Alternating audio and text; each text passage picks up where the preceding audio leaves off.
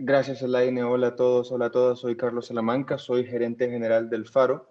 No soy periodista, eso primero para aclarar, pero me encanta el periodismo y trabajo desde hace 7 años en el periódico El Faro en El Salvador, que seguramente lo habrán escuchado, pero contamos historias sobre nuestra realidad, pero también con una visión centroamericana y centroamericanista, tratando de explicar los principales fenómenos de la región.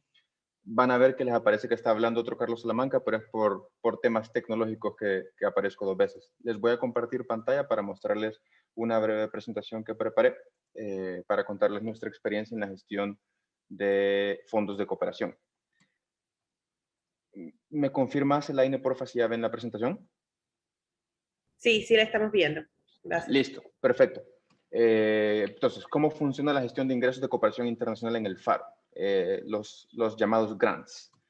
Primero les paso datos de cuál es nuestro estatus, de cómo estamos y cómo hemos evolucionado en los últimos años. En 2013, los grants representaban 80% de nuestro presupuesto institucional y teníamos 4 organizaciones cooperantes principales en general. Y el año pasado cerramos con una dependencia de grants del 71% de nuestro presupuesto institucional con 9 organizaciones cooperantes. En ambos casos, obviamente, de 2013 para 2020 hemos logrado un crecimiento del periódico, entonces la reducción de la representatividad de los proyectos de cooperación en nuestro presupuesto se ha logrado también por el incremento de otras vías de financiamiento. Ahora, si nos estamos enfocando en los grants, que es los proyectos financiados por fundaciones internacionales, agencias de cooperación internacional que buscan apostar por proyectos periodísticos, les cuento el proceso que nosotros estamos siguiendo actualmente, que básicamente tiene 5 pasos. Primero es un tema de mapeo de oportunidades, es decir, nosotros accedemos a financiamiento de cooperación o de grants por 2 alternativas. La primera es porque son convocatorias, concursos públicos, en los cuales yo, por ejemplo, tengo activas diferentes alertas de Google que me avisa cuando se lanzan convocatorias o estoy suscrito a newsletters o veo directorios donde tienen como diferentes alternativas de financiamiento de cooperación internacional para ver en cuáles aplicamos, ya sea porque temáticamente el Faro temáticamente nuestros temas son de interés para esta convocatoria, o también territorialmente, es decir, son convocatorias dedicadas en El Salvador o algún país de Centroamérica, que son nuestro objetivo periodístico a la hora de contar historias. Y luego de eso tenemos los prospectos que son directos, es decir, nosotros también tenemos un mapeo de organizaciones de cooperación en la cual nosotros procuramos construir una relación y presentarnos como periódico, hacer un proceso de construcción de relación institucional entre el Faro y la organización X. Esa organización X no necesariamente lanza convocatorias, sino que permanentemente está recibiendo propuestas de proyectos periodísticos y nosotros, a partir de un proceso de reunión, de expresar nuestro interés, de que deseamos trabajar con ellos, conocemos cuáles son sus intereses temáticos, confirmamos si estos congenian con los nuestros y a partir de eso preparamos una propuesta. Antes de la preparación de la propuesta, en todo caso, hay un proceso de validación interna. En el Faro somos bastante rigurosos en el proceso de decisión de con cuáles organizaciones trabajamos o no trabajamos. Eso significa que hay ciertos procesos de validación interna para que cuando entra una nueva organización en el radar a la cual hemos concluido que nos interesaría presentar un proyecto, hay un proceso de validación con la junta directiva para confirmar que nosotros podemos trabajar con ella. ¿Por qué hacemos esto? Por un tema de protección de credibilidad. Seguramente en sus países, en América Latina, está de moda que el poder político sea alérgico a la prensa independiente y en consecuencia tratamos de hacer un buen scouting o un buen proceso de validación de quiénes son las organizaciones que financian los proyectos periodísticos y de dónde vienen los fondos. En el proceso de construcción de propuestas, lo que yo considero, he aprendido con el tiempo, que es clave es la comunicación con la redacción. Cuando pongo en la presentación el área de proyectos, se escucha como algo súper construido y armado. En la práctica, el área de proyectos soy yo. Es decir, no es que yo tenga un equipo de proyectos que construye propuestas, no, sino que es la comunicación que yo tengo con el director del Faro o los editores del Faro para a partir de eso confirmar qué cosas son viables, qué cosas no son viables, cuál es el alcance que podemos tener y a partir de eso yo le doy lenguaje de proyecto. Es decir, nosotros no aplicamos a proyectos que temáticamente no nos interesan solo por el hecho de generar ingresos para la organización. Entonces, una vez logramos proyecto, ya sea porque cuando anunciaron los ganadores de la convocatoria, si es que era una convocatoria, fuimos seleccionados o en el proceso de negociación o construcción de relación con una organización nos confirma que hay una aprobación de proyecto, va el momento de la implementación. Y en ese caso es importante tener claridad de qué resultados y productos y calendario hemos comprometido al tema del proyecto. Y aquí la comunicación con la redacción sigue siendo fundamental.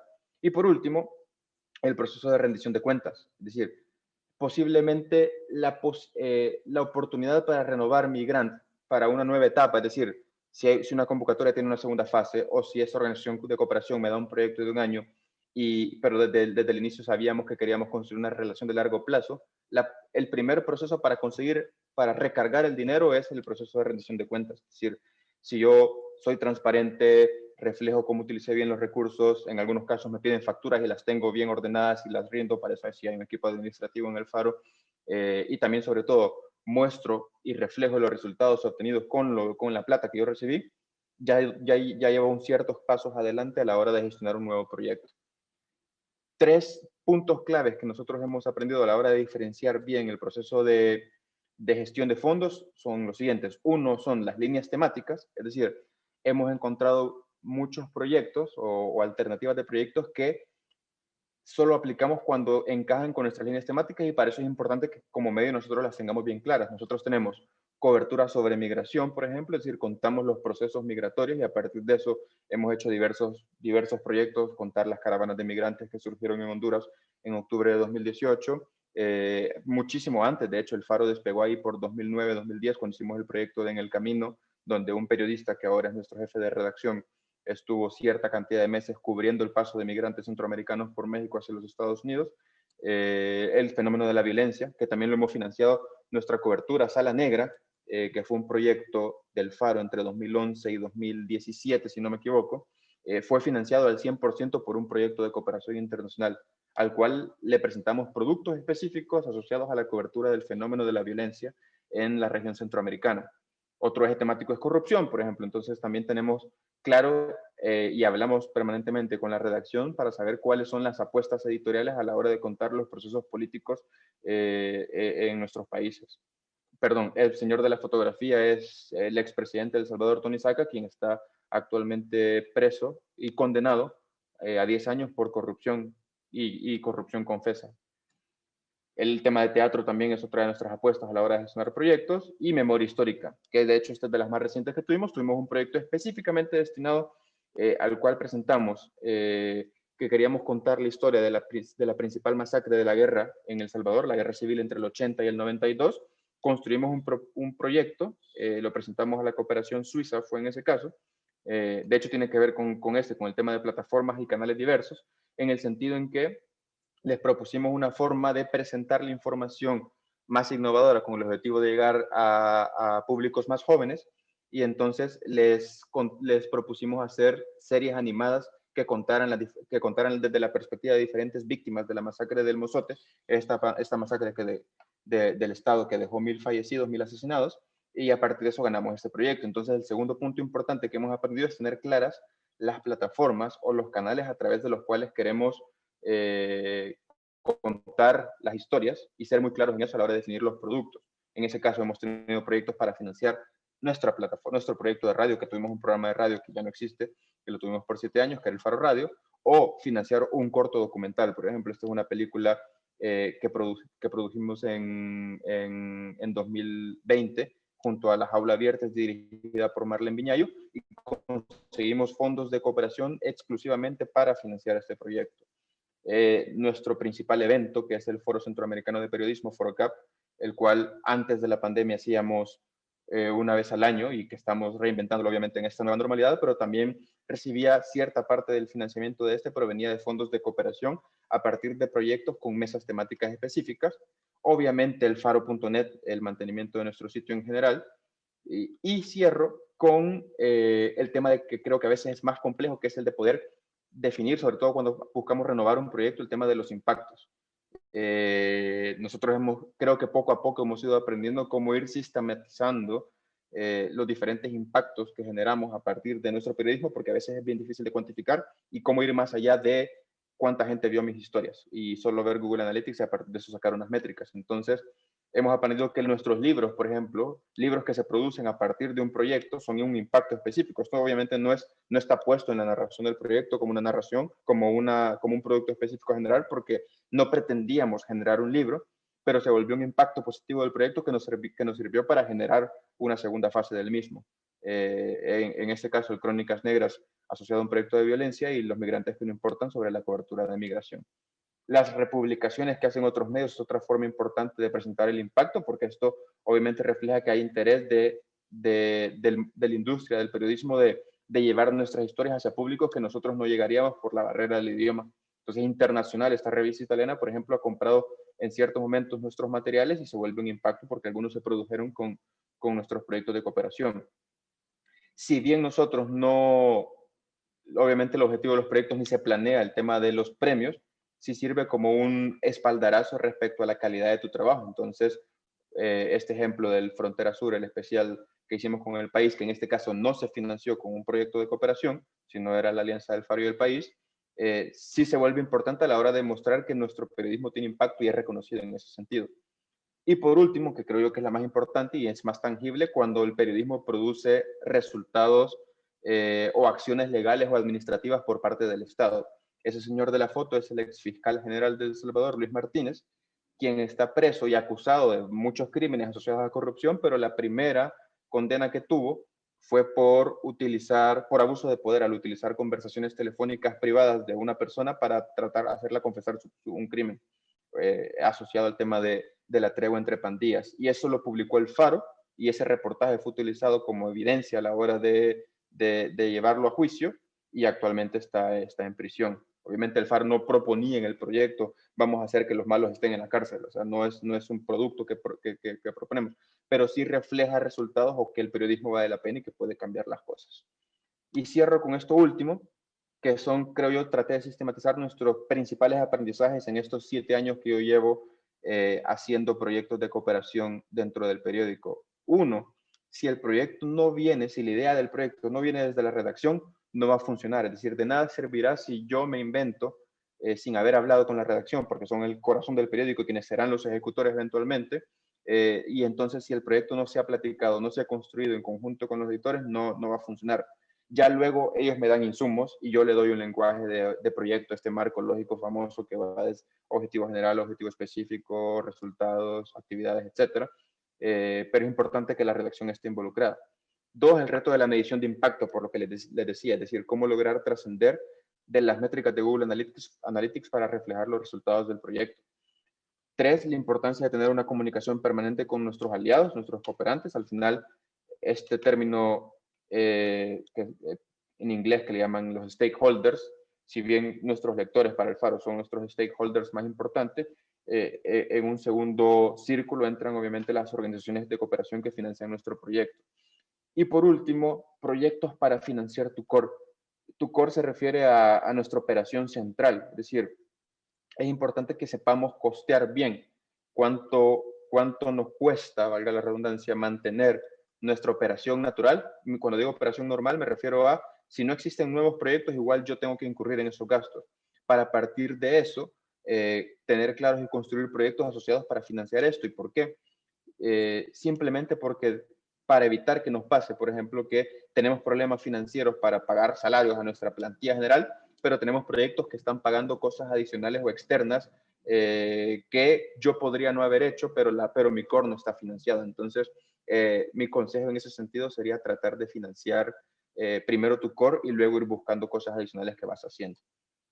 Básicamente esa es nuestra experiencia y obviamente después en el espacio de intercambios, con gusto vamos reflexionando y escuchando ideas adicionales. Muchísimas gracias, Carlos. Carlos estuvo compartiendo un modelo basado fundamentalmente en proyectos de cooperación internacional, los llamados grants, y nos estuvo dando algunas luces sobre cómo redactar estos proyectos, pero no solo cómo redactarlos y cómo presentarlos, sino después, una vez que estén aprobados, cómo hacer el monitoreo y el seguimiento que es necesario para después poder lograr o bien extensiones de esos proyectos o bien con los resultados de esos proyectos pensar en armar otras propuestas más innovadoras o otras líneas de trabajo dentro de un mismo medio. Seguramente van a aparecer algunas preguntas en el chat cuando terminemos las presentaciones, pero también quizás nos gustaría un poco, Carlos, que nos contaras los excavadores ciudadanos como otra manera de buscar financiamiento, un poco que nos cuentes esta experiencia. Pero antes vamos con Miguel Paz. Miguel es director de Revenue, y Revenue es una iniciativa súper importante si están pensando, por ejemplo, en modelos de membresía o suscripciones, que es otra de las vías de financiamiento para proyectos periodísticos. Buenas noches, Miguel, muchas gracias por acompañarnos. Hola, buenas noches. Antes de partir, le hago un spoiler. Mi presentación tiene varios slides que no voy a pasar, pero que básicamente son material de insumo que cuando se los compartan los van a poder ver. Lo otro es que yo no necesariamente vengo a contarles dónde conseguir dinero. Para eso les dejé mi correo para que me escriban después, sino que quiero invitarles a que pongamos la carreta detrás de los bueyes y no delante de los bueyes, que es lo que solemos hacer los periodistas.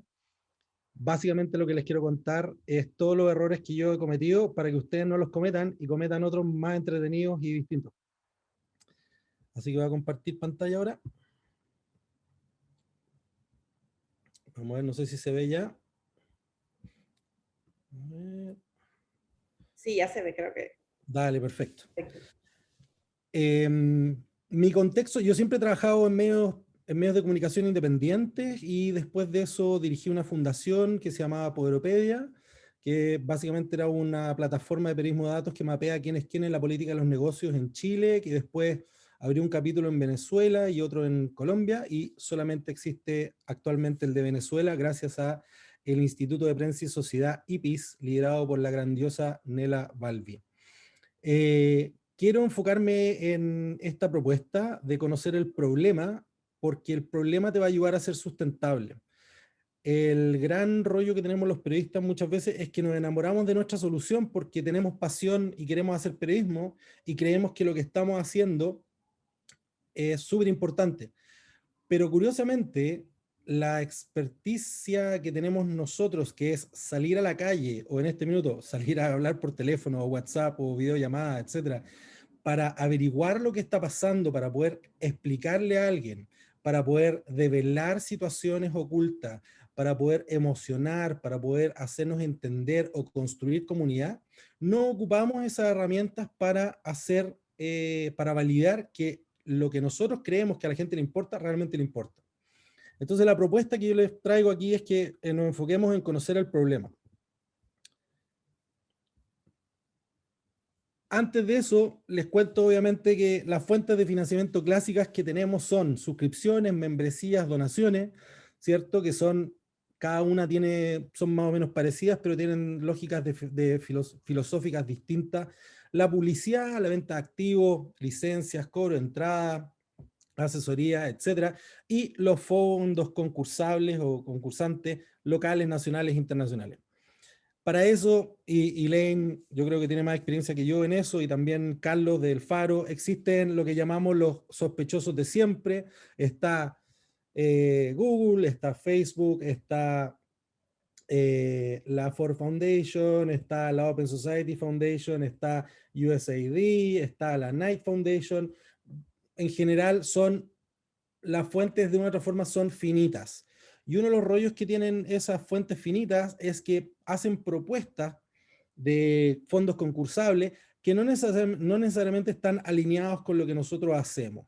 Y uno de los rollos, uno de los problemas o una de las trampas en las que caemos muchas veces es tratar de convertir lo que hacemos en algo parecido a lo que nos están pidiendo. Y eso es lo que yo llamo la muerte lenta de una ONG, ¿no? Que es que vamos haciendo proyectos de acuerdo a lo que están pidiendo los financistas de moda para, para seguir siendo financiables o sustentables. Cuando en realidad la gracia central, el punto central de lo que hagamos es que tiene que estar asociado a que a alguien le importe y que alguien esté dispuesto a pagar por ello. ¿Ya? Las 4 preguntas clave que debiésemos estar haciendo, ¿no? Y esto te lo digo en relación a que muchas veces nos toca escuchar propuestas que parten así. Parten diciendo, ¿cómo puedo financiar lo que yo hago? Parten diciendo, ¿de qué forma puedo aumentar los ingresos de lo que yo hago? Y no son malas preguntas, pero para poder responder esas preguntas, debiésemos poder trabajar y responder estas preguntas clave para nosotros. De partida, voy a hablar de usuarios y clientes, pero hablemos también de lectores, radioescuchas, televidentes, podcasters, fanáticos, comunidad, etc. La pregunta es, ¿quiénes son nuestros usuarios? O sea, ¿para quiénes trabajamos? ¿Ya? Y no podemos decir para todos, o para todas, o para todes, sino que de una u otra forma trabajamos para ciertos segmentos de personas que nos van a querer más o van a estar interesadas más en lo que hacemos que otras personas. Y sobre todo ahí, ¿cuáles son sus problemas o necesidades? ¿Ya? Cuando hablo de problemas o necesidades, estoy planteando una cuestión muy básica y también una provocación, que es que todo periodismo actualmente tiene que ser un periodismo de servicio, es decir, tiene que servirle a alguien. Y les cuento algo más allá, independientemente que yo vengo del mundo del periodismo de investigación y de la crónica y la reportería profunda, las cosas que más le importan a las personas son aquellas cuestiones que van a afectar su calidad de vida personal, familiar y de su comunidad, y aquellas que van a beneficiar su calidad de vida personal, familiar y de su comunidad. Por lo tanto, saber cuáles son sus problemas o necesidades es súper clave. Y a partir de eso, decir cómo servimos sus necesidades con un producto o servicio, que en este caso es periodismo, ¿no? Y eso, básicamente, así como hacemos hipótesis de investigación cuando estamos reporteando, en este caso es, yo creo que si propongo algo de estas características, voy a resolver los problemas o satisfacer las necesidades de esta cantidad o este tipo de lectores o clientes o miembros de una comunidad. Y seguido de eso, ¿qué ventaja injusta o cuáles son las cosas que yo sé hacer o que yo tengo? ¿Cuál es la salsa secreta que yo tengo que no tienen mis competidores o que no tienen otras personas para resolver esos problemas, satisfacer esas necesidades y brindarles de una otra forma lo que esas personas están esperando? Resolver un problema o necesidad no necesariamente tiene que ser algo práctico. El periodismo también de una otra forma busca emocionar, busca hacer que uno entienda, busca permitir que las personas puedan construir un sentido colectivo para poder dar sentido a la sociedad, sobre todo en estos tiempos de fragmentación y de crisis institucional a nivel mundial. Les voy a poner un ejemplo real, y aquí no es que quiera promocionar lo que yo hago, sino que les quiero contar de dónde yo vengo. Yo soy periodista de profesión y me metí en temas de negocio y tecnología, no necesariamente porque fueran las cosas que más me gustaran, sino que porque en los medios en los que trabajé nunca tuvimos gente buena en eso, entonces independientemente de cuán bueno podía ser el periodismo que hacíamos, no teníamos un aporte desde el lado monetario que nos ayudara todo lo que queríamos.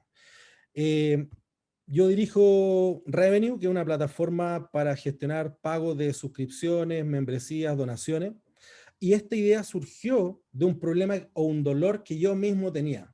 Cuando yo trabajaba en el último medio que trabajé y después trabajé lideré Poderopedia, nos tocaba que en el medio estábamos pensando armar algún sistema de membresía o de suscripción, y después en la fundación pensando en un modelo de donaciones y aporte, y nos encontrábamos con que instalar, implementar un sistema, una pasarela de pago, mantenerla y gestionarla era un dolor de cabeza y un trabajo súper grande.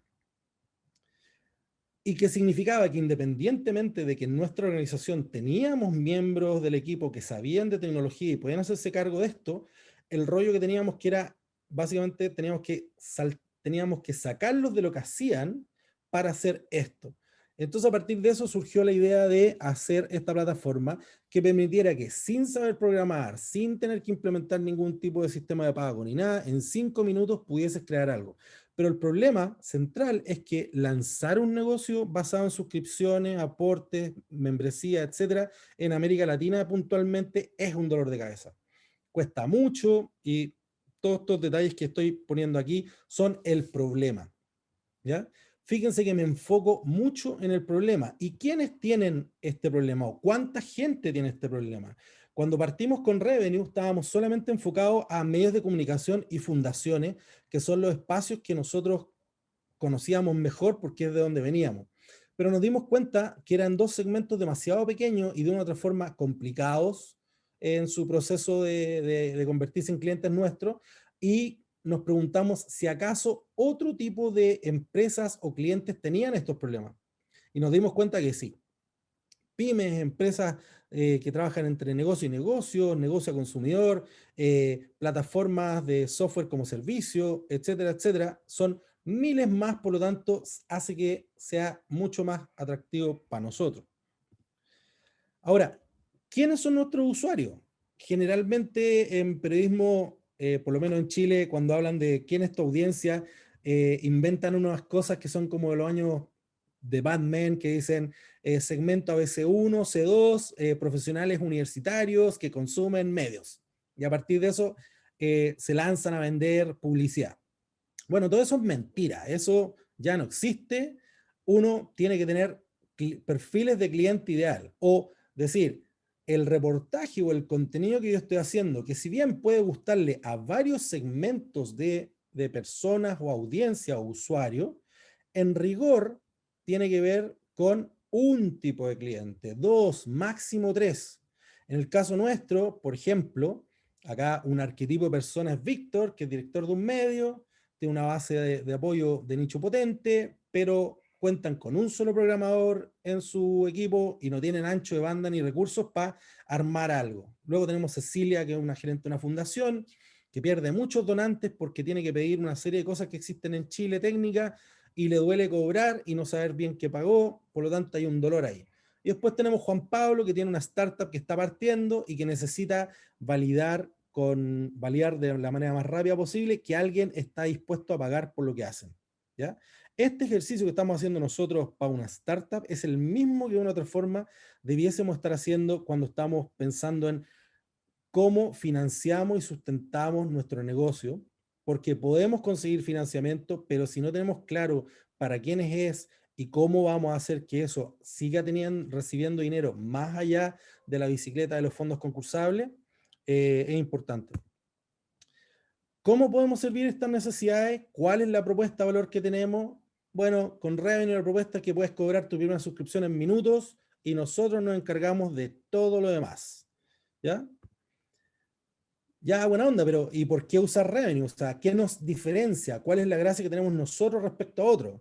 Bueno, tenemos la diferencia en que si bien puedes ocuparlo para pedir aportes únicos, donaciones, pagos únicos, tenemos un foco láser en el modelo de suscripciones, membresía y donaciones, y que nos hemos dado cuenta a partir de nuestra expertise que es un sistema súper complejo porque requiere no solamente acceder a que alguien te pague la primera vez, sino que se mantenga pagando durante mucho tiempo, y además lidiar con problemas que en América Latina son bastante comunes, que tienen que ver con los rechazos de pago, recuperar pagos, darte métricas y una serie de otras cosas. Ya, ahora, ¿cómo validamos lo anterior? Y aquí un poco de flashback. Cuando yo hice Poderopedia, lo hice en una lógica de periodista. ¿Qué significa esto? Significa que apliqué el mismo criterio que yo aplicaba para hacer periodismo, lo apliqué para hacer un producto de tecnología y periodismo. ¿Qué significa esto? Que como periodista yo no publico un reportaje hasta haber hablado con todas las fuentes y haber reporteado todo, ¿ya? Eso es súper bueno cuando uno hace periodismo, pero es una pésima forma de hacer un producto que tiene periodismo, ¿ya? ¿Cómo es hacer un producto que tiene periodismo y testear si es que a alguien le funciona? De la manera más barata y rápida posible. Y acá voy a hacer una analogía con el mundo de las inmobiliarias y la construcción, que son no necesariamente áreas que nosotros más queremos, pero que hacen algo que nosotros debiésemos aprender.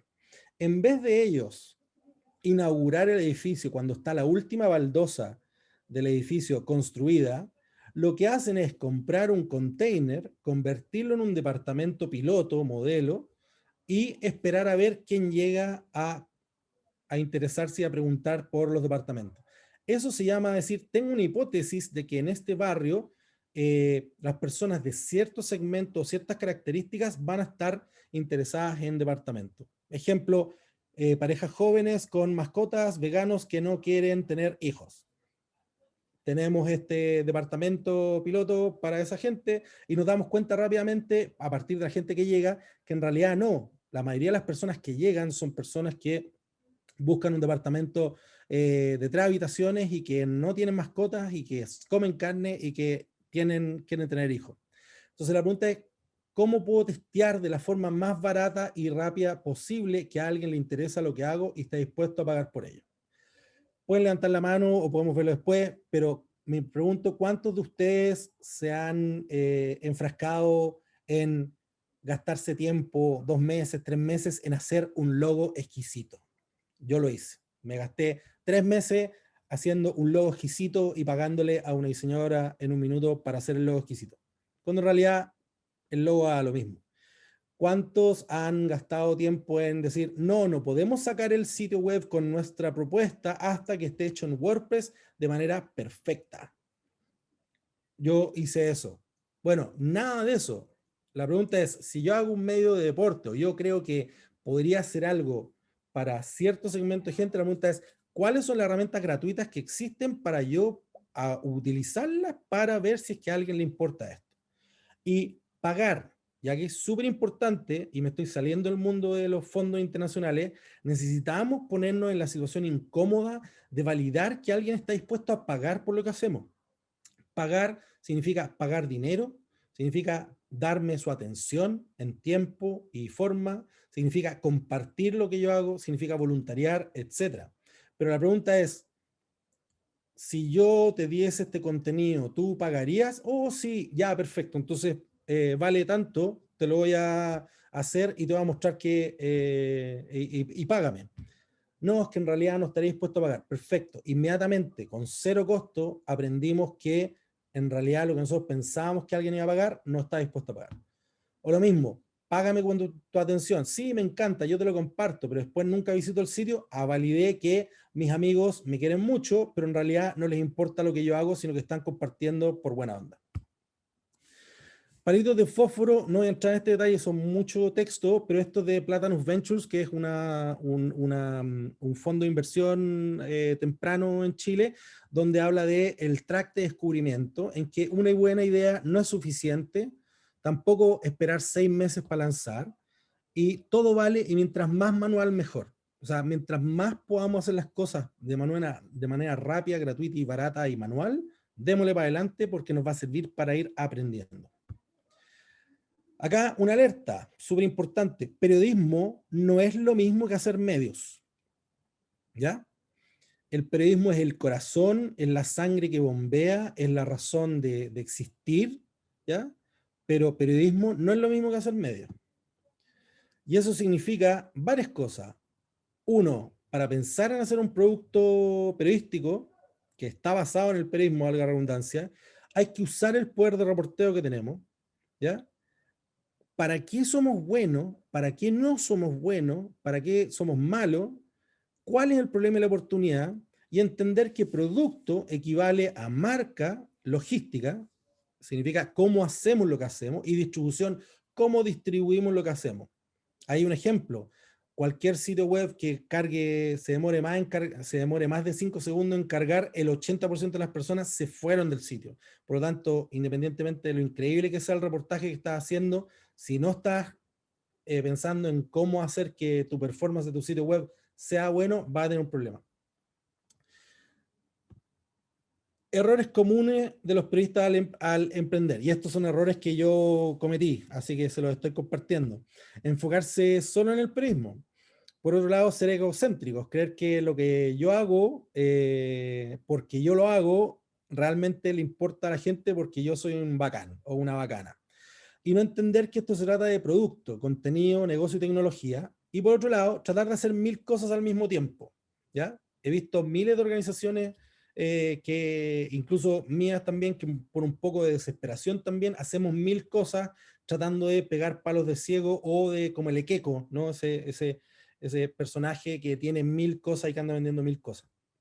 Y por último, reclutar el talento equivocado. Un medio feliz y sustentable es como un sillín que tiene 3 patas.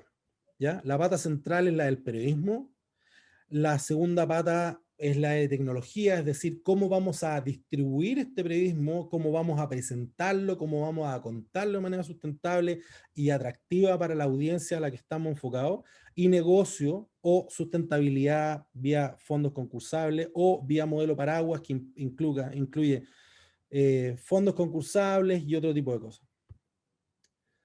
¿Qué se ha hecho antes? ¿Qué fortalezas y habilidades tiene nuestra competencia? ¿Qué propuestas tenemos nosotros respecto a otros? Por ejemplo, hay un proyecto que a mí me gusta harto de Panamá, yo nací en Panamá, que se llama FOCOP, de Foco Panamá, y que son unos muchachos jóvenes que partieron haciendo un proyecto en Instagram, validándolo en Instagram para después salir a otras plataformas. Y acá súper importante es cómo gano dinero y sustento mi emprendimiento. Aquí aquí en esta parte voy a pasar más rápido porque sé que ya lleva un rato. Les quiero contar un caso conocido que es el diario.es, ¿ya? Un ejemplo emblemático de medio de comunicación independiente que ha tenido un crecimiento exponencial y sustentable basado en suscripciones o socios. Pero les quiero contar un secreto. Las ventajas injustas del diario.es son Ignacio Escolar, claro, su director, fundador, uno de los periodistas más importantes de España, y siempre nos enfocamos en él cuando hablamos de proyectos exitosos que están basados en membresías y otras cosas, pero lo que no te cuentan, el backstage de lo que ocurre ahí, es que el hermano de Ignacio tiene una empresa que se llama Bitpan Technologies, que ofrece un CMS o sistema de administración de contenidos, como un WordPress u otro, que se lo ofrece a más de 50 medios del mundo, ¿ya? Y que tiene toda la expertise de eso. Por lo tanto, cuando Ignacio quiso hacer el diario.es, ya tenía una plataforma y un equipo tecnológico que le iba a apoyar con eso. Y por otro lado, tenía un experto, y acá no lo pongo en nombre porque no recuerdo el nombre, un experto en negocios que venía de una gran telefónica, ¿ya? Que podía apañar en la parte de negocio. ¿Para qué? Para que el área editorial se dedicara a hacer el trabajo editorial con el apoyo tecnológico de distribuir y ayudarle a contar las historias, financiado de una otra forma a partir de esta expertise. Y acá, este es el espacio del problema o el contexto en el que existen, ¿ya? En que los medios se acuestan con el poder económico y político y existe una percepción justa, debo decir, de que los medios ya no trabajan para su audiencia y su comunidad. En medio de eso surge la propuesta del diario.es. Y acá no voy a detallar todo porque les vamos a compartir esta presentación, pero acá está el contexto, el problema y la propuesta de solución, ¿ya? En medio de todo este marasmo surge una propuesta de periodismo a pesar de todo, ¿ya? Un periodismo que cumple con su función social, que no es un negocio ni un hobby, ¿ya? Que denuncia, que no miente, que confiesa lo que ignora y que busca darle voz a los ciudadanos y que busca ser transparente y decir, pongo mi dinero donde está mi boca. Estos son números del 2016. En este minuto el diario.es ya pasó los 60.000 socios. No voy a entrar a este detalle, ¿ya? Y el éxito del diario de una forma reducida a una página, que se lo pueden llevar después, así que no voy a entrar en el detalle fino, ¿ya? Pero acá están las cosas que de una forma uno tiene, ¿no? ¿Cuál es su propuesta de valor? ¿Cuáles son las cosas o las actividades clave que hacemos? ¿Cuáles son los recursos clave con los que contamos para poder hacerlo? ¿Ya? ¿A través de qué canales nos distribuimos? ¿Cómo nos relacionamos con nuestros clientes? ¿Quiénes son nuestros clientes? ¿Cómo ganamos plata? ¿Y cuánto nos cuesta hacer lo que hacemos? Y aquí vamos a saltar. Todas estas slides son básicamente resumen para que se lo puedan llevar a la casa. Y acá una cosa importante, hay muchos modelos de negocios de muchos medios en membership paso. Y acá Google tiene una cosa que acaban de publicar no hace mucho, un playbook de startup de medios con distintos ejemplos de medios, y hay una cosa en particular que es súper importante, sobre todo para los que no somos buenos para los números, que es una planilla de flujo de caja, porque el 80% de los proyectos fracasan porque no sabemos hacer flujo de caja. Gracias. Muchísimas gracias, Miguel. Creo que ha sido muy enriquecedor ver esta perspectiva, no solo desde la la visión de Carlos, que nos habla desde cómo se maneja en un medio, sino además de una plataforma que gestiona servicios de membresía. Tenemos en el chat, hemos acumulado varias preguntas, y antes de eso quería un poco compartir la experiencia, brevemente, la experiencia de periodismo de barrio en cuanto a financiamiento. Nos llegaba, por ejemplo, al correo una pregunta de alguien que estaba interesado en hacer un podcast y preguntaba si primero había que monetizarlo, si primero comenzar a hacer la idea. Generalmente uno piensa que tiene que tener el proyecto súper bien estructurado, todo medido, todo hecho, todo perfecto antes de lanzarlo. Y aunque ese es el estado ideal, la vida real demuestra que el periodismo funciona en otras dinámicas y en otros tiempos. Periodismo de barrio, por ejemplo, que es un medio que tiene casi 6 años, surge a partir de una idea que empieza por una reflexión sobre una realidad. Estábamos en Cambridge, Massachusetts, pasó el terremoto de Nepal, Facebook lanza una plataforma de crowdfunding para recaudar fondos para mandar a los damnificados por el terremoto de Nepal. 15 días después, en mi país, Cuba, en La Habana, hay unas lluvias intensas que afectan muchísimos edificios, dejan 3 muertos, pero aproximadamente 10.000 personas pierden muchísimas cosas en sus casas, prácticamente todas sus pertenencias, en un país donde hay una crisis económica aguda, donde cada cosa que se pierde significa muchísimo para cada uno de esos ciudadanos. Y yo me preguntaba, ¿por qué no hacen un crowdfunding? ¿Por qué Facebook no hace un crowdfunding para ayudar a las personas de mi país?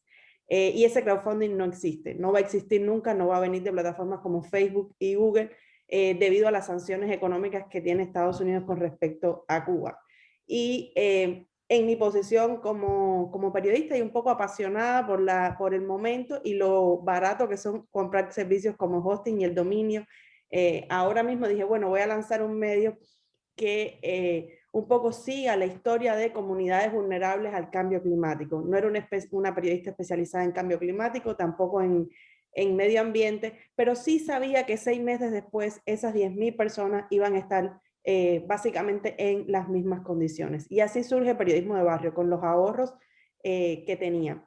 Ahora es un medio que se financia a través de proyectos internacionales, un poco parecido al modelo que describía Carlos Salamanca, pero tuvimos también una experiencia súper interesante con el crowdfunding, que era lo que quería compartir, porque no hemos hablado mucho del crowdfunding en este webinar. En octubre de 2016 ocurre un huracán, llega a Cuba, la zona más oriental del país. Nosotros estábamos en La Habana, o sea, en la zona más occidental, y estamos hablando de la zona oriental, en un país que es pequeño, pero que el transporte entre provincias es muy difícil. En ese contexto, todos los que trabajan en medios saben que en octubre a ningún medio le queda presupuesto. Prácticamente lo han gastado poco o le queda muy poquito para terminar el año, estos medios que vivimos año a año. Por tanto, no teníamos fondos para cubrir personalmente los efectos del huracán en esta zona de Baracoa. Y todo el mundo estaba buscando la cobertura de Periodismo de Barrio, porque era el medio que hacía un año estaba vendiendo, hey, nosotros somos las personas que te contamos las historias de los damnificados, de los que quedan atrás cuando hay un desastre natural, de los que sufren las consecuencias del cambio climático, y no te lo contamos solo en jerga científica, sino que le ponemos rostro.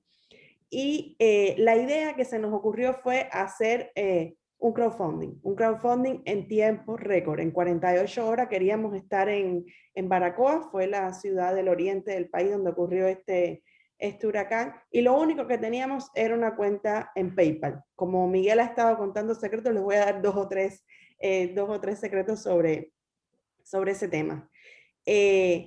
Lanzamos este crowdfunding, no lo lanzamos en ninguna plataforma, desde Cuba no se puede usar GoFundMe, ni Kickstarter, ni ninguna de estas plataformas por las mismas sanciones. Por tanto, teníamos un crowdfunding de una persona en Canadá que estaba prestando su cuenta y iba a enviar ese dinero a Cuba. Con ese mecanismo súper primitivo, prácticamente estamos hablando de la época predesarrollo del periodismo, era con lo único que contamos para financiar esta cobertura. Y lo que hicimos fue crear una campaña en redes también muy primitiva, o sea, a partir de las historias de las personas que trabajamos en periodismo de barrio. Somos reporteros, queremos contar esta historia, nuestros medios ha estado trabajando este tema durante aproximadamente un año, por favor ayúdanos a llegar a Baracoa. Sabemos que hace falta dinero para muchísimas cosas, sabemos que hace falta dinero para ayudar a esas personas, para apoyar el trabajo de rescate y salvamento, pero también hace falta periodismo, porque el periodismo es el que te cuenta si ese dinero o esos procesos de rescate y salvamento están siendo bien utilizados. Y acudimos a la diáspora, y eso es una de las recomendaciones, por ejemplo, para países con fuertes procesos migratorios. Estoy pensando en Venezuela, estoy pensando en Nicaragua, estoy pensando en México, en Centroamérica. La diáspora cubana era la única que podía ayudarnos a financiar esa cobertura, porque en Cuba nadie podía usar PayPal, ni nadie nos podía mandar dinero. Estamos hablando de un país donde las tarjetas de crédito no existen. Y en menos de 48 horas, gracias a esa campaña a partir de las redes, a esa solidaridad que generó en la diáspora, logramos reunir el dinero necesario para hacer esa cobertura. Ese dinero llegó a esa cuenta de PayPal, se envió a Cuba y nosotros pudimos ir 9 reporteros a Baracoa. A las 24 horas la seguridad del Estado nos metió presos, pero a pesar de eso logramos contar las historias de esas primeras 24 horas que estuvimos en Baracoa. Y los principales aprendizajes que tuvimos fue, no se puede vivir así, o sea, no es sostenible para un medio asumir este modelo, pero en determinadas coyunturas, con asuntos que generen mucha empatía con el público, con asuntos que sitúen al medio en una situación o en una posición de competencia o de superioridad con respecto a otros medios de competencia, sí puede funcionar y sí puedes lograr financiar determinada cobertura o determinado proyecto. Por eso le decía a Carlos, cuéntanos después un poco sobre los excavadores ciudadanos, porque lo que estamos contándoles esta noche no es hay una receta, no es hay un modelo específico, sino si revisan, por ejemplo, el directorio de Sembramidia, que es una organización que se dedica a mapear proyectos periodísticos en toda Latinoamérica, medios nativos digitales, emprendimientos periodísticos, verán que hay más de 700 en toda la región y los modelos de negocio son muy variados, pero lo importante es que los medios que han triunfado basan sus modelos de negocio en la diversificación, o sea, no le apuestan a un solo camino, o bien a los grants.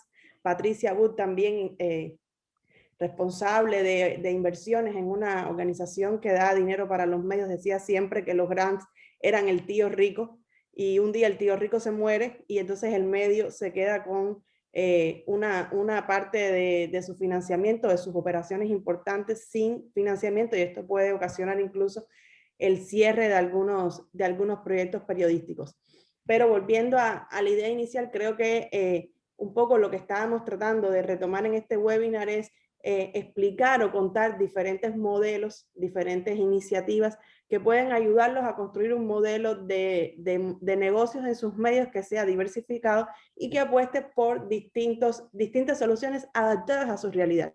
La realidad nuestra en el año 2016 fue ese crowdfunding. La realidad de Carlos en El Salvador es estos proyectos basados en apoyo de cooperación internacional o los excavadores ciudadanos, y desde Chile, Miguel nos está contando esta historia basada en modelo de suscripciones. Me gustaría mucho pasar a las preguntas. Carlos, te voy a pedir si puedes quitar el micrófono para entonces irla respondiendo las preguntas que nos han llegado. Nos preguntan, por ejemplo, cómo ha sido la experiencia con modelos de suscripción y membresía en América Latina y qué consejos podrían dar al respecto. Miguel, no sé si quieres tomar esta pregunta teniendo un medio con modelo de membresía muy cerca, que es Ciber en Chile, y además utilizando una plataforma.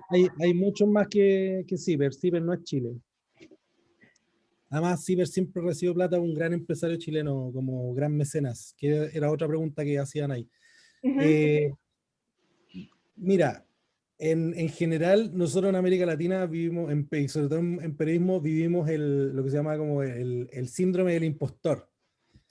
¿A quién le vamos a pedir plata? ¿A quién estaría dispuesto a pagar algo por lo que nosotros hacemos? Y la respuesta es, preguntémosle a la gente que nosotros sabemos que son las personas que consumen lo que nosotros hacemos, que nos siguen, para saber, porque los datos y las entrevistas generan evidencia.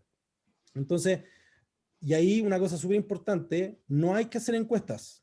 ¿ya? La encuesta general de quiero encuestar a todo el mundo, lo único que hace es darte data sucia o data errada. ¿Por qué?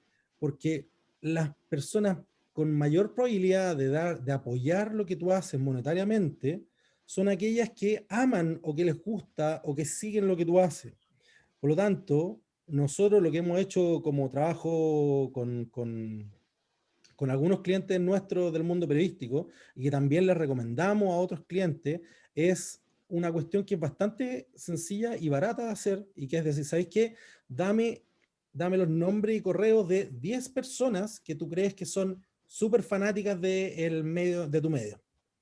Y le escribimos y le decimos, hola, en nombre de medio tanto tanto, te estamos llamando porque queríamos pedirte 15 minutos de tu tiempo para una entrevista que va a ser anónima, el medio no va a tener la información, para consultarte de qué es lo que te gusta del medio, qué es lo que no te gusta del medio, qué cosas podría mejorar el medio, y después, seguido de eso, viene la hipótesis, ¿no? En el caso de que medio tanto armara un club o una o un plan de membresía o de socios o como queramos llamarle, y tú estarías dispuesto a poner dinero, sí, ¿por qué? No, ¿por qué? ¿Cuánto? Y después de eso validamos también otras cosas, como, y si el medio te diese tales y tales beneficios, sería una cosa que te haría decir que sí o no.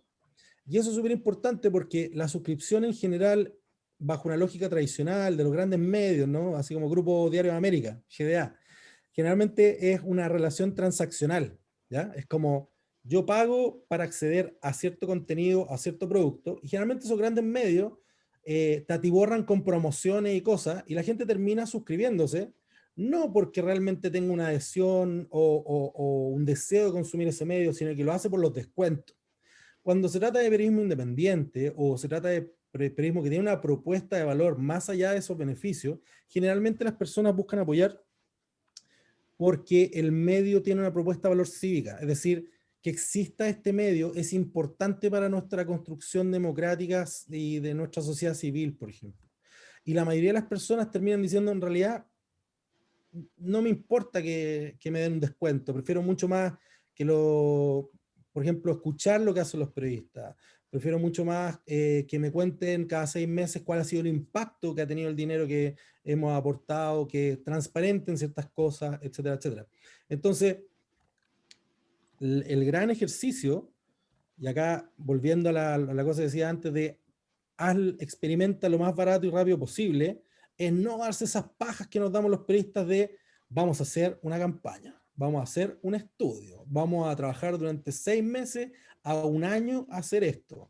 Y después cuando lanzamos el sistema y hay 10 personas que se hicieron socios o suscriptores, decimos, viste que no funcionó, vamos a otra cosa, cuando en realidad es como al revés, es como podemos testear vía WhatsApp a través de los contactos que tenemos que consumen el periodismo que nosotros hacemos de manera súper rápida, decirle, oye, necesitamos apoyo, acá está el mensaje y la propuesta de valor y acá está lo que estamos ofreciendo, hay un link, paga, y si pagaron 5 personas, no hay que descorazonarse, sino al contrario, decir, bueno, fueron 5 las primeras personas que pagaron esta semana, ¿qué vamos a hacer para que la semana siguiente sean 10? O incluso, más fácil, ¿qué vamos a hacer para que la semana siguiente sea un 10% más y que todas las semanas sean un 10%? Si multiplicamos 10% por la cantidad de semanas, tenemos 540% de crecimiento al año. Entonces no hay que pensar en una cuestión a largo plazo, sino que día a día. ¿Puedo decir algo con nuestra experiencia con los excavadores ciudadanos? Sí, claro. Sí, porque cuento, o sea, a mí me pido que me enfocara en la parte de cooperación internacional, pero en efecto tenemos un programa de membresía que es la excavación ciudadana. Ese es el nombre que le ponemos por un tema por lo que explicaba Miguel de civismo, de compartir la misión del periodismo independiente que nosotros hacemos. Y la premisa de esto es bien sencilla, creo, en términos teóricos, que es un porcentaje pequeño, el porcentaje más fiel y pequeño de tus lectores va a estar dispuesto a sumarse a tu misión y apoyarte. En nuestro caso, si nuestros lectores en nuestro estatus actual, nuestros lectores son 300.000 usuarios mensuales en promedio aproximadamente, y tenemos una comunidad de 780 miembros o socios o excavadores ciudadanos. Cosas que hemos aprendido en el camino para llegar a esos 780. Uno, el poder de los newsletters. Es decir, mágicamente hubo un momento en la historia de la industria de medios que los newsletters se volvieron a ser relevantes cuando las redes sociales estaban explotando. A nosotros el poder tener una relación bilateral, porque tú escribes un tweet o un post en Instagram y eso es un atarrayazo, eso es una comunicación para muchos, pero en el correo, como con las herramientas como MailChimp, por ejemplo, tú puedes hacerlo personalizado, podés producir la sensación de una relación de uno a uno, y eso creo que los lectores lo valoran, y los lectores que aparte de entrar a tu sitio web dicen, quiero que me cuenten en un correo qué es lo más relevante que están investigando, qué nuevos proyectos tienen, etcétera, denota fidelidad y se vuelve como dentro del embudo famoso, el pipeline o el funnel que le llaman, de conversión desde los lectores más casuales o que te visitan una vez al mes o muy esporádicamente y que probablemente no te van a financiar tu proyecto, hasta los lectores más fieles. El newsletter es un punto intermedio importante. Sí, súper interesante los consejos. Otra de las preguntas que nos ha llegado es, bueno, Miguel hablaba de eso, pero si pudieran profundizar un poco más sobre este tema de si conocen alguna experiencia de proyectos periodísticos que hayan sido cobijados por un mecenas, ya sea una organización o una persona, y evidentemente que haya sido revisado o validado previamente. Supongo que están preguntando cómo funciona este tipo de proyectos periodísticos. ¿Quieres partir tú, Carlos, o doy yo? Dale, yo conozco muy poco, o sea, en cuanto a proyectos periodísticos que tengan como una sola organización o una sola persona detrás que esté aportando principalmente el capital o la fuente para sostenibilidad. De hecho, si quieres, mi respuesta la uno con alguien más que preguntaba de cómo encontrar accionistas para mi medio, algo así. Yo ahí lo que diría, por ejemplo, los dueños del Faro son sus propios periodistas en general. Y eso ya es un paso adelante porque son personas que comparten una misión afín. A la hora de buscar, yo si pusiera un nuevo medio, lo que buscaría es, pensando en lo que decía Miguel, buscaría un experto en tecnología para tener esa pata bien cubierta y buscaría a alguien, un experto en negocios, y si yo soy el activo editorial, ahí tendríamos 3 accionistas ya para iniciar una organización. Claro, el tema es que si tú no compartes la misión y no hay algo que los una más allá de sus expertices técnicas, probablemente están como condenados al fracaso. Claro. Yo creo que, mira, lo genial de estos tiempos y lo crítico de estos tiempos es que no hay una plantilla, sino que todo es un poco caso a caso, porque no importa la idea, sino que la implementación. O sea, yo antes mencionaba Zipper, ¿ya? Zipper es un medio independiente que fue liderado durante mucho tiempo por una de las mejores periodistas de Chile, Mónica González, y que producto de la relación personal, a partir de un desarrollo profesional entre Mónica y Álvaro Sayé, que es dueño de un banco, de supermercados y que además es propietario de uno de los 2 conglomerados más grandes de Chile, Copesa. Él decidió personalmente financiar entre el 87 o el 90% de las necesidades de CIPER durante muchos años, ¿no? Pero si se fijan ahí, la relación o cómo se constituye esa relación de mecena tiene que ver con una relación de mutuo respeto y de la habilidad también de esa periodista o directora de marcar la diferencia y separar las aguas, ¿ya? Siempre hubo muchas críticas respecto a que Sayé, obviamente al poner toda la plata, ponía la música y el baile, pero Mónica González y su equipo, por todo el trabajo que hicieron, siempre demostraron que eso no era así. Pueden haber críticas o sospechas, pero en la práctica, cuando uno hace el análisis general, funcionó así. Después tenemos John Johnson, por ejemplo, parece el nombre de actor porno, pero John Johnson, que fue uno de los fundadores de BuzzFeed y que de pronto se hizo millonario y se fue a Costa Rica y financió La Voz de Guanacaste, por ejemplo. ¿Ya? Pero una lógica muy anglosajona de hands-on, o sea, dejar que todo funcionara. Después tenemos el clásico, la clásica filantropía norteamericana de gente con mucho dinero que decide dar dinero. El mejor ejemplo de eso es ProPublica, ¿ya? Que recibió para partir un fondo importante de dinero de una familia muy acaudalada con ciertos requisitos, ¿no? De que cada año va a ser menos dinero y que ellos van a tener que generar más dinero. Entonces, eso es un ejemplo exitoso, pero también han habido otros ejemplos de gente que, ¿cuántas veces han escuchado de, oye, queremos financiar tu medio, pero no queremos meternos en la línea editorial en América Latina? Y después termina todo convertido en un desastre. Entonces, ahí es como aguas, toca ver caso a caso y ver cuáles son los diques de contención respecto a mecenas, porque por lo general cuando alguien está dispuesto a ponerte plata para hacer un medio, o quiere poder, o quiere influencia, o quiere operar a través de tu medio. No estoy diciendo que todo el mundo quiera hacer así, pero es una constante porque los medios en general no son un área en la que uno sabe hacer millonario. Así mismo es, exactamente. También preguntaban, ¿es necesario ser project manager para conseguir grants? No, o sea, para nada. Muchas de las personas que manejamos proyectos en los medios hemos sido casi siempre los directores o los subdirectores mismos de los medios cuando son pequeños.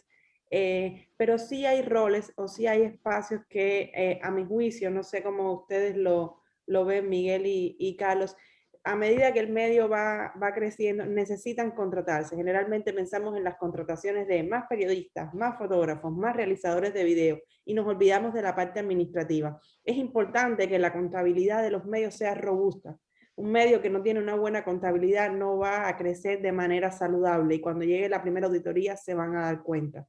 Y a medida que los grants van creciendo y a medida que los financiamientos van creciendo los requerimientos de contabilidad. Van escuchando los medios palabras como necesitamos una auditoría por una empresa externa con estándares internacionales y de pronto tienes una empresa colombiana o argentina auditando contabilidad cubana. Eso pasa muy frecuentemente, sobre todo cuando son proyectos un poco más grandes y más sistemáticos, e incluso se pone como condición para financiamientos más grandes.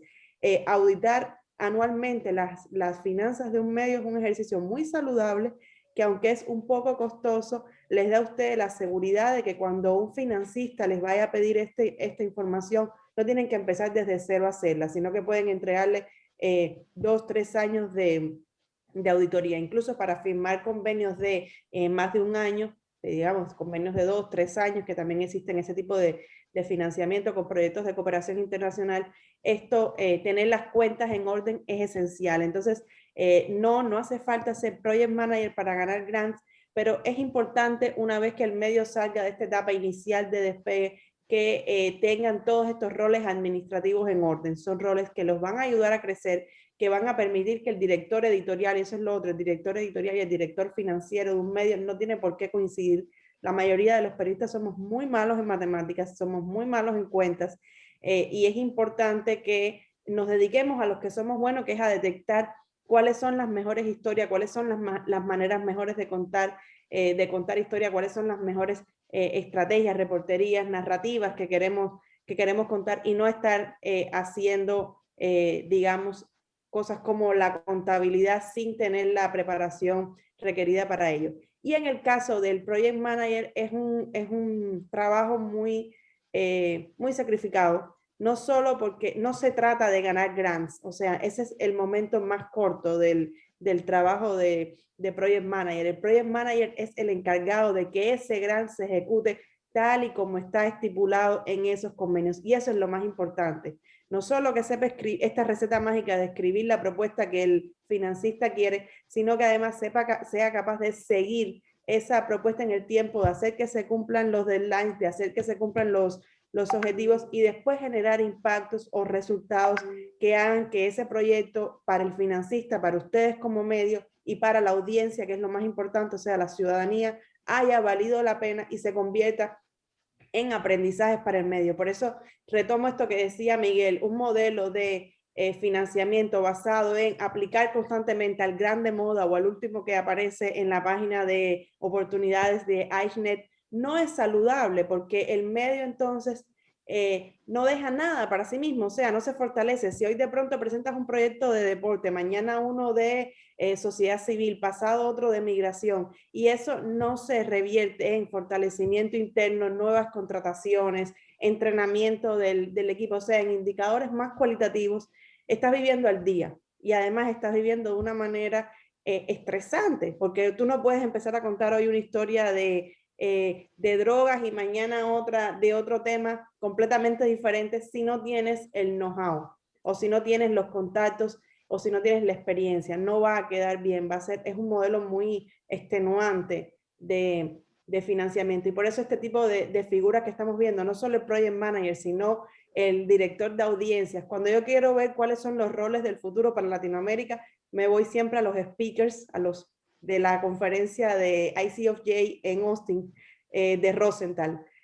Cuando ponen las personas que van a hablar, yo busco las profesiones, los cargos. Él casi nunca invita a los directores de medios, siempre invita a los roles nuevos. Y cuando yo veo director de audiencia y engagement, o director de proyectos, o director de iniciativas estratégicas, digo, por aquí va lo que los grandes han identificado como necesidades para su desarrollo. Y por tanto, hay que empezar a mirar qué están haciendo esta gente y por qué estos roles son importantes. Esa es una buena manera de ver qué necesita tu medio en términos de contratación, más allá de periodistas, fotógrafos, realizadores de video. No sé si quisieran añadir algo Miguel o Carlos, o pasamos a la próxima pregunta. Está perfecto, no más. O sea, no, lo único que les diría es que yo me he ganado varias cosas y todas ellas me las he ganado porque me atreví a postular. O sea, postular es el 50%.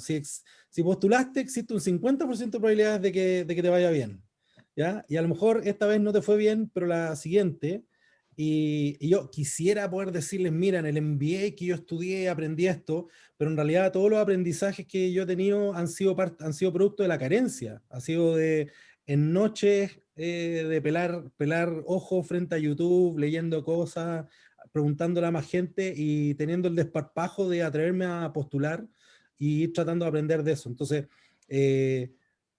por supuesto que poder pedir ayuda, pedirle apoyo a otras personas es súper importante, pero más importante es hacerlo uno, porque la gracia es que uno lo aprenda para después, idealmente, poder dárselo a otra persona. Y acá lo que acaba de decir Elaine es súper importante. De hecho, voy a cometer dos confesiones, voy a hacer dos confesiones un poco viejas ya, que ya estoy con barba, pero una vez en Cartagena tomándonos algo con Carlos Dada de El Faro, que hacían gran periodismo, pero no cachaban nada de negocio, yo le dije a Carlos, ¿sabéis qué? Este problema es que son secos haciendo periodismo, pero no tienen a nadie a cargo de negocio. ¿Por qué no se buscan a alguien de techo? ¿Ah? De techo para Chile, de techo para El Salvador o algo, que venga de haber trabajado en management, haber hecho cosas y que además le guste lo que hacen, porque encontrar a alguien que sabe negocio e invitarlo a trabajar en un medio es súper difícil, porque la propuesta es, te invito a ganar poco dinero, a que a lo mejor haya gente de tu familia o de tus conocidos que te repudien y que a lo mejor nos va a ir muy mal. ¿Quieres sumarte o no quieres sumarte? Y Carlos finalmente logró eso con su equipo. Y también Juanita León de La Silla Vacía, un minuto dado, frustrada por tanto trabajo administrativo, que nos pasa o nos ha pasado mucho, dijo, si de aquí para adelante gasto más de X% de mi vida en administración, significa que tengo que dedicarme a otra cosa. Porque, ojo, acá hay una trampa en el periodismo emprendedor. Yo cuando hice Poderopedia lo hice para hacer más periodismo y me terminé convirtiendo en administrador, plomero, contador, vendedor de enciclopedia y cualquier cosa, y no pude hacer otras cosas porque no tuve los apoyos o no supe aprender cómo buscar esos apoyos para yo enfocarme en lo que yo realmente quería hacer y lo que sabía hacer, que era periodismo.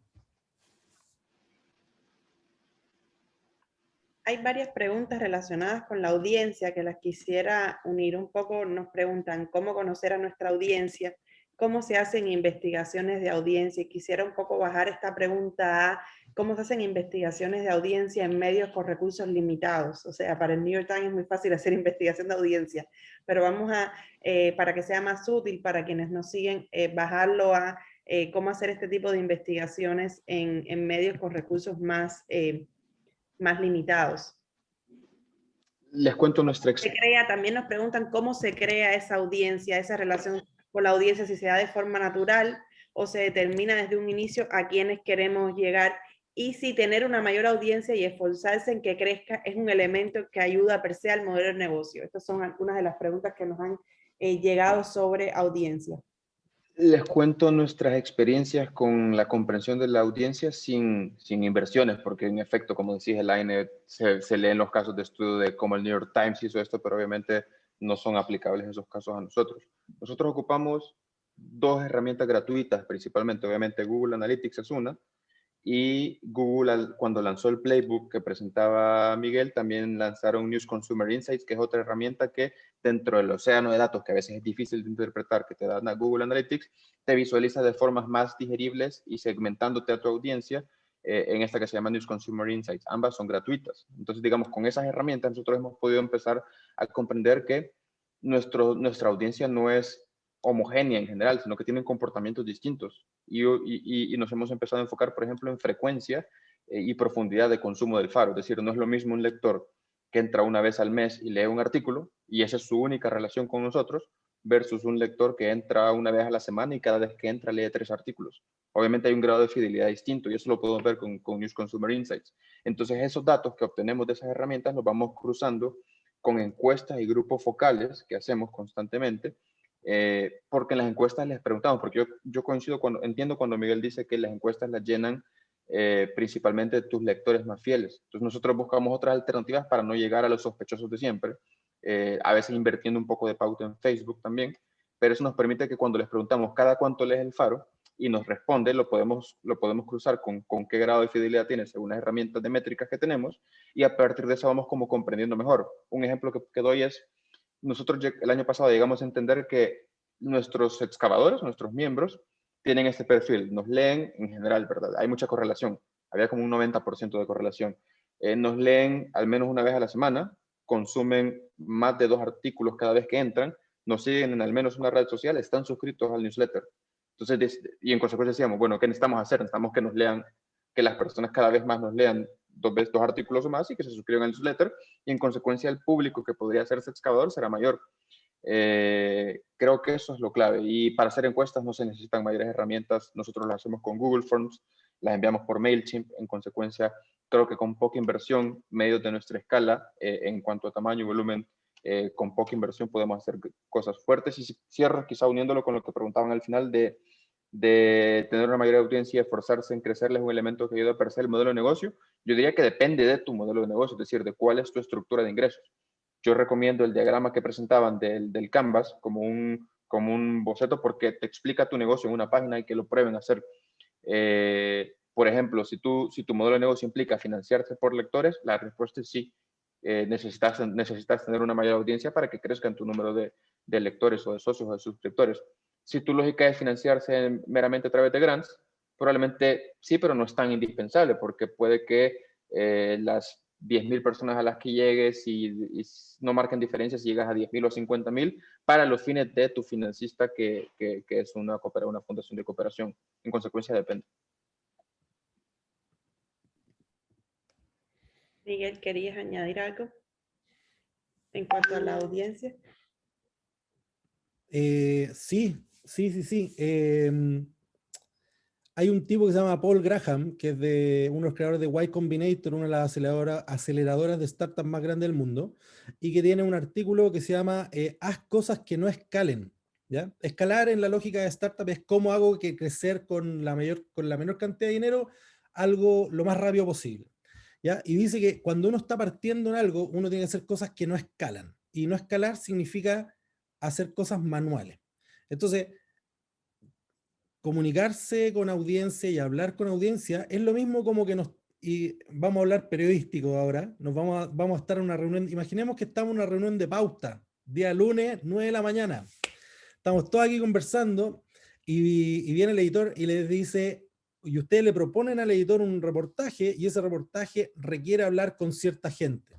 Y ustedes entre la mañana y en la tarde, o en la mañana y durante toda esta semana, van a estar viendo cómo acceder a hablar con esa gente, cómo conseguir ese documento, cómo validar y contrastar lo que dice una fuente o un documento con otra fuente u otro documento, y van a aplicar todo el conocimiento periodístico que tienen para poder cruzar la calle por la mitad, es decir, encontrar la respuesta de la forma más rápida y acelerada posible. Acá lo mismo, por ejemplo, hay una pregunta acá de en un medio deportivo, ¿cómo puedo conseguir inversionistas? La pregunta es no sé, po. ¿Cómo voy a saber yo? Porque es demasiado general, es como, ¿cuáles son las cosas que haces tú y a quiénes le importan? Entonces, probablemente yo como inversionista, si yo fuese un inversionista que estoy dispuesto a pensar en poner dinero en un medio deportivo, lo primero que necesito del medio es cierta evidencia. No significa que el medio no tiene por qué ser así gigante, pero tiene que demostrarme que tiene cierta proyección de crecimiento. Y esa proyección de crecimiento va a ser a partir de mostrarme que conoce a su audiencia y que habla con su audiencia y su audiencia también tiene feedback para esa persona. Entonces, básicamente es, al igual que lo hicimos nosotros con Radio, dijimos, a ver, ¿a quiénes conocemos en mundos que no son en medios y fundaciones que podrían a lo mejor estar dispuestos a ocupar nuestra herramienta? Peluquero, profesores de gimnasia, eh, clubes sociales, clubes deportivos, ya, y conocí a alguien, sí, tengo un amigo que es el primo del abuelo, ya, me dais su teléfono, me da su email, y le escribíamos, oye, mira, estamos en un nuevo negocio que está súper bacán y no sé qué, queremos hablar contigo. Y básicamente teníamos una entrevista con esa persona y le preguntábamos, ok, tú necesitas cobrar, ¿cómo cobras ahora? Cobro así, mira, cobro con WhatsApp y además llevo una hoja de cálculo. Ya, y eso, ¿y cuánto tiempo gastas en los WhatsApp y en la hoja de cálculo? Tanto tiempo. Ya, y cuando tienes que cobrar a fin de mes, ¿cuántos días te gastas en esto? Pucha, me gasto 5 días porque además tengo que andar persiguiendo a la gente para que me pague. Ya, y si nosotros te diéramos una solución, no hablábamos de cómo era, nada, te diéramos una solución que te resuelva eso, es decir, que cobre automáticamente por ti, y que además reduzcas de 5 días a 30 minutos el tiempo que te gastan esto, ¿estarías dispuesto a pagar por ello? Sí. ¿Estarías dispuesto a pagar tanto? Ah, no, eso me duele un poco. Entonces al final es entrevistar a la gente que uno conoce, que uno cree que es el potencial audiencia. Aquí, como dije en el chat, yo prefiero echarle para adelante y pensar menos, teorizar menos y probar más en la práctica e ir descartando rápidamente, porque entre darme, como hacemos los periodistas, reuniones de 7 horas discutiendo sobre el oro y el moro y después no hacer nada, versus decir, ¿sabes qué? En 10 minutos consigamos la mayor cantidad de contactos, mandémosle mail y hoy día tratemos de entrevistar a la mayor cantidad de gente, prefiero lo segundo. Y ahí coincido y voy a añadir algunas cosas a la relación con la audiencia que son como cosas que no se debe hacer. Por ejemplo, recuerdo hace poco que uno de los medios independientes cubanos había lanzado un Google Form preguntándole diferentes cosas a la audiencia para conocer más. Una de las cosas que preguntaba era si estaban dispuestos a pagar por un modelo de suscripción que incluyera determinados servicios premium. A mí me causaba muchísima curiosidad saber cuáles eran los resultados que había tenido en una encuesta como esa un medio cubano, que básicamente le está preguntando eso a la diáspora. Y le pregunté al director del medio, ¿cuáles fueron los resultados que tuvieron en esta encuesta? Y me dijo, no tengo ni idea. O sea, no he revisado. De pronto, si van a hacer una iniciativa como esa con la audiencia, tener muy claro que no es solo diseñar el cuestionario, lanzarlo, recibir las respuestas, sino tener un momento de evaluación de ese cuestionario que involucre a todas las personas del medio, porque no tiene mucho sentido que busques procesos de conocimiento de esta audiencia y que quede en manos solo de esta figura del director de audiencia o del director de audiencia y el social media manager. Tiene que ser un conocimiento de toda la redacción. Y otro de los elementos sobre el qué no hacer o el qué tener en cuenta es el backlash y los troles en social media. Yo recuerdo cuando Zipper lanzó su modelo de membresía. Y el modelo de membresía de Zipper iba mucho, tenía muchas acciones súper interesantes, de lo más lindas, en redes sociales. Y tuvieron muchísimos comentarios negativos por los fondos que ellos reciben de Open Society Foundation. Recordemos que el mundo se divide en dos tipos de personas, los que aman a George Soros y los que odian a George Soros. Y en este sentido, recibir fondos de Open Society Foundation, no solo para Zipper, sino por ejemplo para nosotros en periodismo de barrio, es algo que puede generar numerosas contradicciones. Entonces, una organización que recibe este tipo de fondos o cualquiera de una filantropía que sea de alguna manera genere cierto debate público mucho más en el momento en el que estamos, por ejemplo, con el tema Soros y Open Society, requiere que tengan eso en cuenta, porque yo recuerdo, por ejemplo, que había muchos comentarios negativos y decían, ¿por qué necesitan dinero de sus miembros si ustedes tienen dinero de Papá Soros? Y no sentí, o por lo menos no vi en ese momento, una estrategia de social media manager para contener o contestar esas preguntas de la audiencia, que al final son personas que pueden o no convertirse en miembros. Entonces, cualquier iniciativa que vaya a trabajar con audiencia o que vaya a conocer la audiencia, a buscar dinero a la audiencia, en El Salvador, por ejemplo, El Salvador se divide entre los que aman a Bukele y los que odian a Bukele. Y seguramente el Faro también le ha pasado lo mismo, que ha recibido mucho backlash de las personas fanáticas a Bukele, que no entienden de ningún tipo de razón ni de periodismo de investigación, sino que siguen a esa persona y ya. Ese tipo de usuario, ese tipo de audiencia, tenemos que de alguna manera tenerlo en cuenta cuando lanzamos estas iniciativas en redes sociales para tener estrategias de manejo de crisis, para que un proyecto de membresía, un proyecto de búsqueda de excavadores ciudadanos, un proyecto de búsqueda de financiamiento de la diáspora cubana para medios independientes en la isla, no choque contra estos muros de contención. Nos quedan 5 minutos para cerrar y quisiera cerrar con esta pregunta. ¿Qué no hacer o cuál es el error que han cometido, el error más grande que han cometido en sus carreras que recomendarían o que estarían dispuestos a contar esta noche para que otros no lo cometan en la búsqueda de financiamiento? Feliz, yo tengo un MBA en fracaso de $300.000. Poderopedia lo lanzamos el 12 del 12 del 12 a las 12:12 con probablemente 12 milésimas de segundo. Y la razón de eso fue porque nos demoramos un año en lanzarlo. Y nos demoramos un año en lanzarlo porque tenía que estar perfecto. Tenía que tenerlo todo. ¿Ya? Cuando en realidad debiésemos, nosotros, la gente nos estaba pidiendo una habitación con un baño y nosotros quisimos darle un hotel.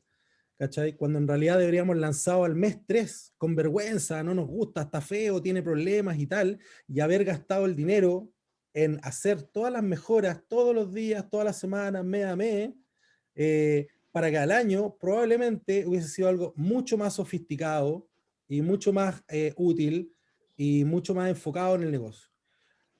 El otro error, ¿ya? Y esto es un error que suena a veces injusto porque la gente con la que yo he trabajado antes la adoro, es que uno tiene que reclutar o trabajar con las personas adecuadas al momento y situación en la que uno está, ¿ya? En Poderopedia mismo, por ejemplo, tuvimos un equipo súper talentoso, pero que estaban sobrecalificados para el momento en el que estábamos, ¿ya? O sea, por ejemplo, alguien que estaba a cargo de negocios y de operaciones, era alguien súper calificado, pero no era para una startup o para un proyecto chiquitito, porque venía de algo súper grande. Entonces debiésemos haber trabajado ahí, por ejemplo, con alguien que venía de un trabajo de mierda y que trabajar en este proyecto chiquitito iba a ser un upgrade para esa persona, ¿ya? Entonces, trabajar con las personas adecuadas al momento, o sea, no porque la persona sea el mejor programador o la mejor no sé qué en una escala tradicional, significa que la persona más adecuada para trabajar en ese minuto. Lo otro, y yo siempre lo menciono como el chiste de movimiento o partido, que esto a Elaine le da risa. Uno se da 1000 pajas en torno a la tecnología. Lo vamos a hacer en WordPress, lo vamos a hacer en no sé qué o en no sé cuánto. Da lo mismo. La persona, ¿cuál es la forma más barata y rápida de hacerlo? Y si hay alguien en el equipo que sabe programación, que esa persona diga, mira, yo lo hago así, o lo hago con esto, porque eso es lo que sé más rápido va a hacer. ¿Ya? Diría que eso. Y los dos otros errores es que pensar que un grant, ¿cachai? Te va a durar mucho tiempo y andar muy relajado con eso. No. Hay que estar todos los días peso a peso, pensar que la plata que te acaban de dar es como que te la dio tu abuela en el lecho de muerte después de 90 años ahorrando peso a peso. ¿Ya? O sea, cada peso hay que cuidarlo, o cada dólar, o cada cook, o cada lo que sea, hay que cuidarlo a morir. ¿Ya? Y lo último, sobre todo cuando trabajan con financistas que son organizaciones internacionales que además quieren apoyarle con distintas cosas, no caer en las métricas de vanidad. No porque tu proyecto salga 800.000 veces en la prensa significa que es exitoso. No porque te inviten a hablar a 10.000 lugares significa que esto te está funcionando. Si vas a ir a presentar a un lugar o algo, siempre pregúntate, bueno, ¿por qué y cuál es el valor de eso para el proyecto que uno está teniendo, ¿no?